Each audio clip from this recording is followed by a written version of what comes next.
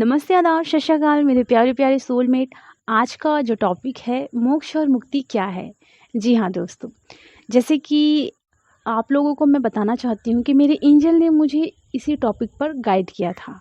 उस समय जो टाइम हो रहा था वो था 12-12, ठीक है।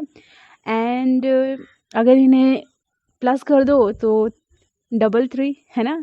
सो क्या हुआ कि मोक्ष और मुक्ति के टॉपिक को जैसे ही मैं लाने वाली थी, मुझे लगा कि इसमें थोड़ा कन्फ्यूज़न आप लोगों को हो सकता है।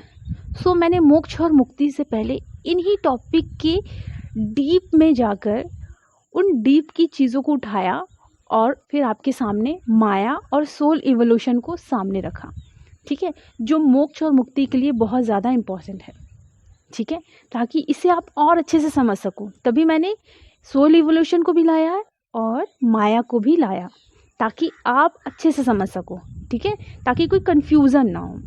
चलिए, तो उससे पहले मैं आप लोगों को कुछ बताना चाहती हूँ ताकि इसे और अच्छे से आप समझ जाएं। क्या हुआ था कि हमारा फेयरवेल हो रहा था और हमारे जो बहुत ही बेस्ट टीचर हैं उन्होंने हमारे जूनियर को सजेस्ट किया कि वो हमें ये दें।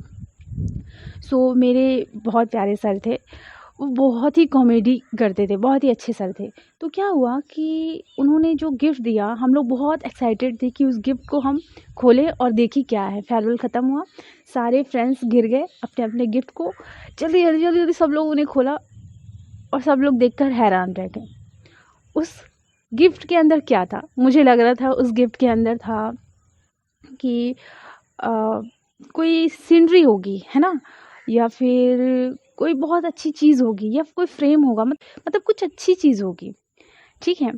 सो क्या हुआ कि ऐसे ही मैंने देखा और मैं दंग रह गई, सबके सब दंग रह गए, क्योंकि उसमें था गीता का 18वां अध्याय। जी हाँ, जो कि आप लोग समझ सकते हैं कि पल्ले नहीं पड़ने वाला था। फिर भी मैंने उसे कोशिश की पढ़ने की, लेकिन मेरे बिल्कुल भी समझ में नहीं आया कि राइटर कहना क्या चाह रहा है, इसमें लिखा क्या है, क्योंकि कुछ समझ में नहीं आ रहा था। एकाएक गीता समझ में नहीं आती। सो क्या हुआ कि जब मेरी अवेकनिंग हुई और एकदम से मुझे मेरे टीचर का दिया हुआ गिफ्ट याद आया, उसे मैंने डिवाइन के पास रख दिया था, ये सोचकर कि जब इसकी ज़रूरत होगी तो शायद मुझे इस गीता के लिखे हुए वर्ड अच्छे से समझ में आएंगे। और यही हुआ, जब ज़रूरत थी सो मुझे वो गीता मिली और मैंने पढ़ा, क्योंकि मैंने डिवाइन के पास रखा था। और जैसे कि मैंने कहा ना कि उसमें बहुत अच्छी चीज़ होगी, मुझे लगा था, बट उसमें ना बहुत अनमोल चीज़ थी।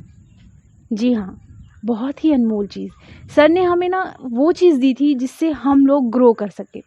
और मुझे तो नहीं लगता कि मेरी फ्रेंड्स ने उस गीता को पढ़ा होगा, क्योंकि सच में जब वो मैंने पढ़ने की कोशिश की तो मुझे भी समझ में नहीं आया।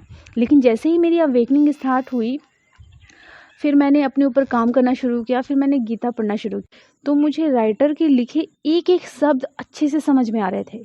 और उसमें वो राइटर कह क्या रहा था, किसको कह रहा था, सारी चीज़ें मुझे बहुत ही अच्छे से समझ में आ रही थी। वो हिंदी भी अच्छे से समझ में आ रही थी, ठीक है।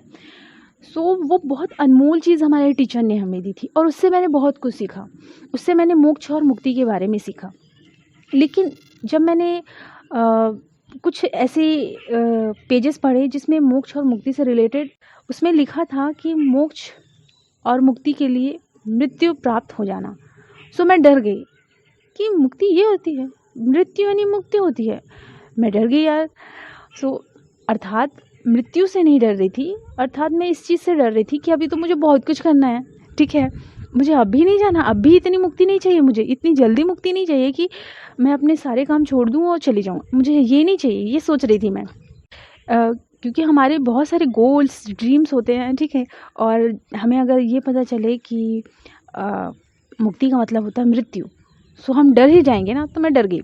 बट एक्चुअली में जैसे जैसे मैंने अपने ऊपर काम किया, डीप में जाती गई, तब मुझे समझ में आया कि गीता में लिखे उन शब्दों का अर्थ क्या है, मोक्ष और मृत्यु का अर्थ क्या है, ये मैंने समझा। सो मोक्ष और मृत्यु का अर्थ मृत्यु बिल्कुल भी नहीं है, और जीवन मिल जाना तो वो तो है ही नहीं, और मृत्यु तो बिल्कुल भी नहीं है, ठीक है। वो क्यों नहीं है? चलिए बात करते हैं। सोल होती है ना, उसे कर्म करने की ज़रूरत होती है।